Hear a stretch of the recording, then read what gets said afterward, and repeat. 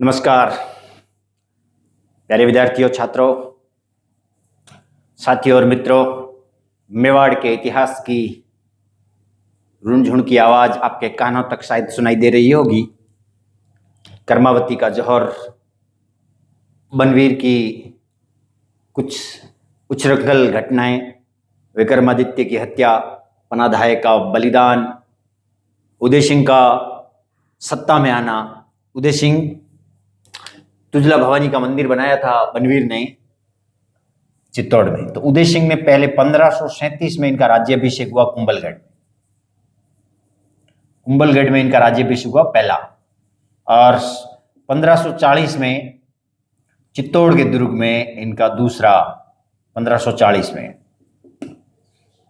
दूसरा इनका राज्याभिषेक हुआ चित्तौड़ में। ठीक कुंभलगढ़ के कटारगढ़ में ही 9 मई 1540 में भारत का वीर पुत्र पैदा हुआ, महाराणा प्रताप। 1540 में कुंभलगढ़ में, ठीक। और उसी के बाद चित्तौड़ के अंदर वापस इनको सत्ता हाथ में आई। अभी थोड़ी बहुत प्रशासनिक व्यवस्थाओं को उदय सिंह ने संभाला ही है। थोड़ा सा उदय सिंह ने नियंत्रण की जो सीमाएं होती है उन पे अपने नजरों से ये तय किया कि हाँ, यहाँ तक सीमाएं हैं, उनको कुछ कंट्रोल करने का प्रयास किया। रियासती जागीरदारी ठिकानों को अपनी ओर मिलाया और व्यवस्था को थोड़ा सुचारू किया। उसी काल में एक युद्ध में वहाँ मुगलों की सत्ता बिखर गई और दिल्ली के अंदर एक शासक आ गया।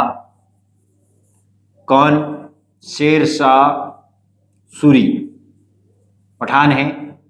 शेर शाह सूरी दिल्ली पे आ गया और मारवाड़ को पराजित करते हुए मेवाड़ की तरफ बढ़ने लगा। मारवाड़ के मालदेव 1544 में इनसे हार गए और जब हार गए तो शेर शाह की विशाल सेना उदयपुर की तरफ बढ़ी। मेवाड़ की तरफ, उदयपुर नहीं है, माफी चाहता हूं, चित्तौड़ मेवाड़ की तरफ बढ़ी। उदय सिंह की मैं तो सूझबूझ कहूंगा कि अभी स्थापित ही हुए हैं, संसाधन भी नहीं है और विशाल शेर शाह सूरी की सेना का सामना करना कठिन था। इसलिए इनके चरित्र पे एक दाग लगता है। और 1544 में उदय सिंह ने 1544 में दुर्ग की चाबियां किसको सौंप दी? शेर शाह सूरी को सौंप दी। दुर्ग शेर शाह सूरी को सौंप दिया, उसकी चाबियां सौंप दी।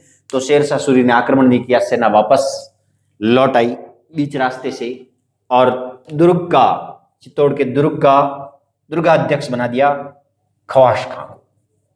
किसको? खवास खां को। खवास खां को वहां का दुर्गाध्यक्ष बना दिया चित्तौड़ के दुर्ग का। 1544 में ये घटना घटी। उदय सिंह कुछ ही समय बाद शेर शाह सूरी कालिंजर के अभियान के दौरान अल्लाह को प्यारा हो जाता है, मृत्यु हो जाती है शेर शाह सूरी की। उदय सिंह जैसे ही शेर शाह सूरी की मृत्यु होती है, चित्तौड़ को पूर्णतः अपने कब्जे में करने के लिए और ख्वास खां को वहां से भगाने के लिए, शम्स खां भी इनका नाम मिलता है, शम्स खां को वहां से भगाने के लिए प्रयास शुरू कर देते हैं। इसी प्रयास में उदय सिंह वापस चित्तौड़ को प्राप्त कर लेते हैं और एक नई प्रक्रिया स्टार्ट होती है, एक नए तरीके से कार्य शुरू होता है। और शेर शाह सूरी के बाद फिर से हुमायूं काबिज होता है और शासक बनता है अकबर। 1556 में शासक बन गया अकबर। इस काल में उदय सिंह ने 1557 में एक युद्ध किया, हरमाड़ा का युद्ध। यह हरमाड़ा पड़ता है साहब अजमेर में। हरमाड़ा का युद्ध, जगह का नाम है हरमाड़ा, कहां पड़ता है? अजमेर में। तो ये इस हरमाड़ा का जो युद्ध हुआ वो हाजी खां से हुआ। लेकिन इससे पहले घटना खैरवा के ठाकुर जैत्र सिंह की पुत्री सज्जाबाई, खैरवा के ठाकुर हैं जैत्र सिंह और उनकी पुत्री है सज्जाबाई। सज्जाबाई का विवाह मालदेव से तय हुआ, लेकिन अपने ठिकाने के राजकुमारी का विवाह मालदेव से साथ उदय सिंह को अच्छा नहीं लगा और सज्जाबाई से विवाह उदय सिंह ने कर लिया। इससे मालदेव नाराज हो गया। जब 1557 का हरमाड़ा का युद्ध हाजी खां से उदय सिंह का हुआ, हाजी खां, इसमें मालदेव ने हाजी खां की सहायता की, इसलिए 1557 के इस युद्ध में उदय सिंह को हार का सामना करना पड़ा। उदय सिंह हार गए। जीतते हुए अचानक मालदेव की सेना आ गई। जीत रहे थे उदय सिंह, लेकिन अंतिम समय में मालदेव की सेना आ गई और उदय सिंह को युद्ध में हारना पड़ा। तो हरमाड़ा के युद्ध के बाद उदय सिंह की हार उन्हें, और उस समय प्रताप भी बड़े हो चुके हैं, तो महाराणा प्रताप ने उनको सलाह दी कि हम कुछ ऐसा कार्य करते हैं जिससे एक नई परंपरा और स्वस्थ परंपरा बने। हमारा चित्तौड़ का दुर्ग जो है वो ऐसी स्थिति में नहीं है जिसे हम बचा सके। कर्मावती के समय भी जौहर हुआ, पहले भी रतन सिंह के समय में जौहर करने पड़े, साके करने पड़े। तो हमें एक नगर बसा लेना चाहिए, हमें एक शहर बसा लेना चाहिए जो चारों ओर से पहाड़ियों से घिरा हुआ हो और उसमें हम पूर्णतः सुरक्षित होकर दुश्मन पर पूर्णतः धावा बोल सकते हैं। महाराणा प्रताप की सलाह के कारण 1559 में एक शहर की स्थापना हुई और उस शहर का नाम है उदयपुर, झीलों की नगरी उदयपुर। खूबसूरत शहर, राजस्थान का सबसे खूबसूरत शहर माना जाता है, सबसे बेहतरीन, खूब सारी झीलें हैं। पर्यटन की दृष्टि से एक महत्वपूर्ण शहर है राजस्थान का उदयपुर। 1559 में स्थापित हुआ और इसी के पास 1564 में उदय सागर झील का निर्माण भी करवाया। किसने? उदय सिंह ने।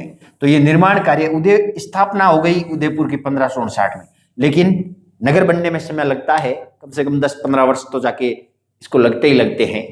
तो ये धीरे धीरे नगर 1559 में स्थापित हो गया, नगर बनना शुरू हुआ। लेकिन 1556 में मैं आपको कह रहा था कि अकबर आ गया, और अकबर एक निहायती पूर्णतः साम्राज्यवादी व्यक्ति है जो शुरुआत में बहुत अधिक कट्टरपंथी है, जब तक कि उसका आक्रमण मेवाड़ पे नहीं होता। 64 के बाद अकबर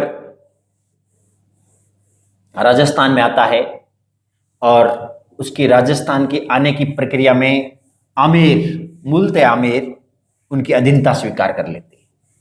आमेर की अधीनता स्वीकार कर लेने से बहुत सारा फर्क आता है। फर्क ये आता है कि राजपूतों की सत्ता कमजोर पड़ती है थोड़ी कहीं ना कहीं, और इसी का लाभ उठाकर अकबर आगे बढ़ चलता है। तो उसका सामना करने के लिए मारवाड़ भी उस समय इस स्थिति में नहीं है कि पूर्णतः सामना करे, तो वो एक बीच की स्थिति में रहते हैं और अकबर का सामना नहीं करते हैं। अकबर इस बात को जानता था कि राजपूताने में एक ही महत्वपूर्ण राज्य है और यहीं से राजपूताने की मुख्य लकीर निकलती है।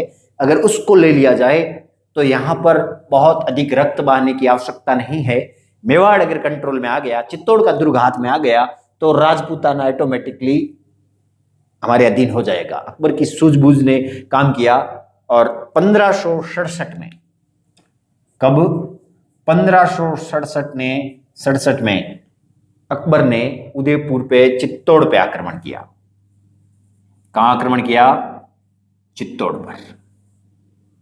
युद्ध से पहले उदय सिंह को समझौते के लिए बैराम खां को भेजा गया था, जो अकबर का प्रमुख सेनापति है, प्रधानमंत्री है, प्रमुख वकील की पोस्ट पर है। बैराम खां के उस प्रस्ताव को उदय सिंह ने ठुकरा दिया था, इसलिए युद्ध होना निश्चित था। युद्ध जब हुआ तो वहां के प्रमुख मंत्रियों में मंत्री थे, मुख्य रूप से मैं आपको बताऊं तो चूड़ावत तो थे ही, और जयमल, फत्ता और कल्ला राठौड़, इनकी सलाह से उदय सिंह गोगुंदा जाकर बस गए और एक नई राजधानी बनी, चतुर्थ राजधानी। इस युद्ध से पहले उदय सिंह उदयपुर के एक जगह पर गए जहां उसका नाम है गोगुंदा। तो गोगुंदा पहली बार राजधानी बनी उदय सिंह के समय। ये चौथी राजधानी मानी जाती है, चौथी राजधानी गोगुंदा राजधानी बनी। उदय सिंह चित्तौड़ का दुर्ग छोड़ के चले गए। 1567 में अकबर ने दुर्ग को घेर लिया। लंबा संघर्ष चला एक वर्ष तक, लगभग 6 महीने बताते हैं, लंबे अंतराल के बाद पूर्णतः दुर्ग को घेरने में अकबर सफल रहा। लेकिन दुर्ग की दीवारों को तोड़कर अकबर के लिए दुर्ग में प्रवेश करना मुश्किल था। दुर्ग बड़ा मजबूत था चित्तौड़ का, चारों ओर से तो घेर लिया अकबर ने, कई कूटनीति योजनाएं बनाई, कई तरीके से जयमल को अपनी ओर मिलाने का प्रयास किया, लेकिन अकबर का प्रत्येक प्रयास असफल, लगभग निराश हो चुका था। इस दुर्ग में युद्ध के अंतिम दिन तक महाराणा प्रताप की प्रत्येक योजना सफल रही। यहां महाराणा प्रताप ने इस युद्ध से पहले भी कहा था कि चित्तौड़ के बाहर, दुर्ग से बाहर निकलकर उनका सीधा सामना करते हैं, इससे हमें ज्यादा लाभ में रहेंगे। लेकिन इसमें सेनापति और उदय सिंह की सलाह माननी पड़ी कि हम मजबूत दुर्ग में हैं, दुश्मन को दुर्ग तक आने दो। और महाराणा प्रताप कहा करते कि बहुत बड़ी भूल थी, अगर शुरुआती कम सेना थी तब तक आक्रमण कर दिया जाता, लेकिन धीरे धीरे अकबर की सेना बढ़ा दी गई और उसका लाभ उसको मिला। महाराणा प्रताप की कई योजनाओं ने उसकी कई योजनाओं को असफल कर दिया अकबर की। एक दिन जयमल किसी परकोटे पर चढ़ के अकबर की सेना का निरीक्षण कर रहे थे। उनके तोपों के गोलों की कहां तक की रेंज है, कहां तक आएगी, इस बात का निरीक्षण कर रहे थे। अकबर के पास एक बंदूक हुआ करती थी, उसका नाम मिलता है संग्राम। संग्राम नामक बंदूक से गोली चलाई अकबर ने और गोली जयमल राठौड़ के पैर में लगी और जयमल के घायल होने से, एक मजबूत स्तंभ हुआ करते थे, जयमल के घायल होने से कुछ हौसले टूट गए सेना के। और सुबह 23 फरवरी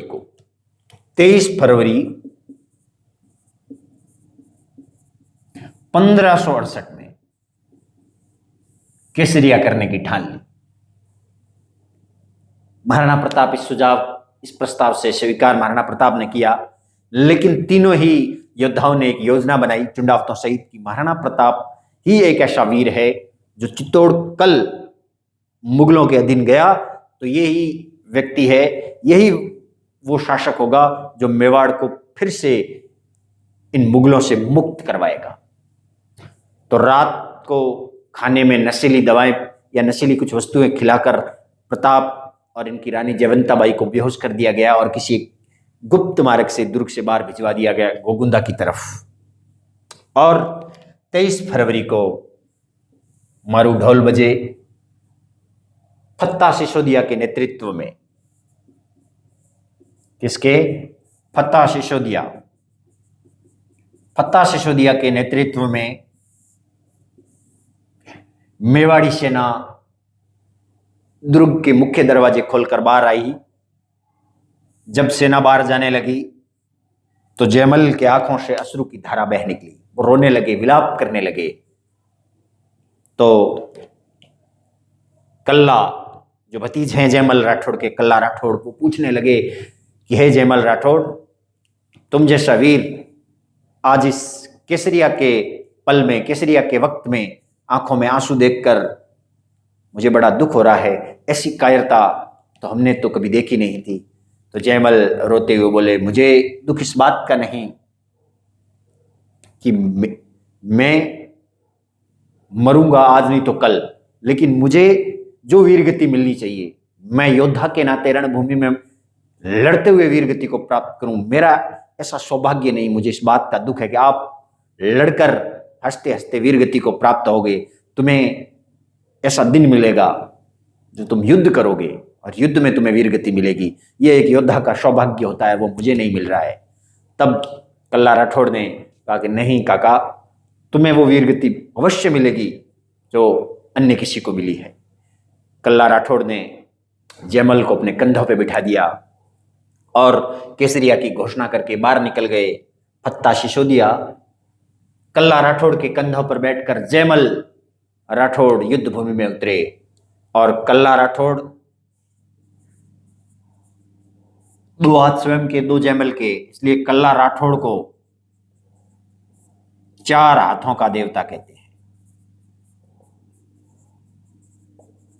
क्या कहते हैं? 4 हाथों का देवता।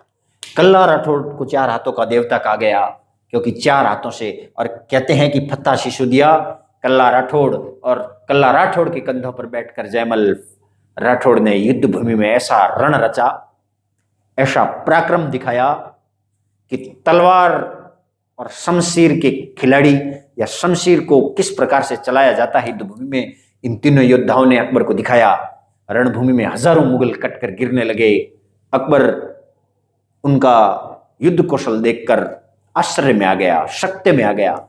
बोले, योद्धा देखे हैं? मानसिंह से अकबर ने कहा कि मानसिंह, मैंने जीवन में लड़ते हुए रणबांकुरों को देखा है, मैंने जीवन में रणभूमियां सजते हुए देखी है, हजारों सर काटे हैं, हजारों सर कटते देखे हैं, लेकिन रणभूमि में ऐसे योद्धा नहीं देखे, ऐसे पराक्रमी वीर साहसी मैंने नहीं देखे। रणभूमि में कहते हैं कि फत्ता सिसोदिया, कल्ला राठौड़ और जयमल को कई बंदूकधारियों ने मिलकर भून दिया। बंदूकों का सामना वो तलवार से नहीं कर सकते थे। रणभूमि में कल्ला राठौड़, फत्ता सिसोदिया गिर पड़े और अकबर के आंखों में आंसू आ गए कि हे खुदा, ऐसे योद्धा दुश्मन होने के कारण आज रणभूमि में गिर पड़े हैं, वरना ऐसे योद्धाओं का रण कौशल देखने का सौभाग्य किसे प्राप्त होता है। इसलिए जयमल और फत्ता की वीरता से इतना प्रभावित हुआ अकबर कि उसने उनकी गजारूढ़ हाथी पर बनाकर आगरा के दरवाजे, मुख्य दरवाजों पर उसकी मूर्तियां लगाई। इधर फत्ता सिसोदिया के नेतृत्व में क्या हुआ? केसरिया। फत्ता सिसोदिया के नेतृत्व में केसरिया हुआ और फत्ता सिसोदिया की पत्नी थी फूल कंवर। फूल कंवर के नेतृत्व में जौहर हुआ। फूल कंवर के नेतृत्व में जौहर हुआ। ये एक और शाखा हुआ, मेवाड़ का तीसरा शाखा। मेवाड़ का तीसरा शाखा हुआ। और इस युद्ध के बाद अकबर इस युद्ध में इतना परेशान हुआ था, बहुत अधिक क्रोधित था, और उसके चरित्र पे सबसे बड़ा दाग है कि 30,000 निर्दोष किले में रह रहे निरपराध लोगों की हत्या करवा दी। 30,000 लोग उसने दुर्ग के अंदर मौत के घाट उतार दिए। लेकिन फत्ता सिसोदिया, जयमल राठौड़ और कल्ला राठौड़ के युद्ध की वो गूंज, वो शमशीर के खनक की आवाज आज भी इतिहास के कानों को, इतिहास के उन पन्नों को स्वर्णिम करती है और कानों में उनकी खनखनाहट की गूंज आज भी गूंजती है। तो ऐसे कुछ व्यक्तित्व के धनी, कुछ योद्धा, कुछ रणबांकुरे आज भी इतिहास में पढ़ने को जब मिलते हैं तो रोम रोम रक्त का उबाल और रोम रोम इस प्रकार से पुलकित होता है कि देशभक्ति और मरने की ये परंपरा व्यक्ति के दिलो दिमाग में उतर कर आती है। तो जयमल राठौड़, फत्ता सिसोदिया और कल्ला राठौड़ की वीरगति ने मेवाड़ के इतिहास को तो अमरत्व प्रदान कर दिया, लेकिन चित्तौड़ पे अधिकार अकबर का हो गया। राजधानी गोगुंदा उदय सिंह के पास रह गई। 68 के आसपास का ये कार्य चित्तौड़ के दुर्ग को सौंपकर कुछ विशेष परिस्थितियों के कारण अकबर चला गया और 28 फरवरी 1572 में उदय सिंह का देहांत हो गया। और उदय सिंह की एक रानी है, रानी भटियानी जैसलमेर की, धीर कंवर, उनका पुत्र है जगमाल। धीर कंवर सबसे प्रिय रानी है उदय सिंह की। कहते हैं कि धीर कंवर ने अपनी चालाकी और सूझबूझ से अंतिम दिनों में उदय सिंह से शासक पत्र पे, जो एक ताम्र पत्र होता था, उस पर हस्ताक्षर करवा लिए और अपने पुत्र जगमाल को शासक बना दिया। तो जगमाल कुछ समय के लिए शासक बनते हैं और अब नगर बस गया जो उदयपुर में जाकर रहने लगे। चित्तौड़ मुगलों के हाथ में है और यहीं से एक महान व्यक्तित्व की कहानी शुरू होगी। वो भी कहानी राणा प्रताप जैसे भारत के वीर पुत्र की होगी।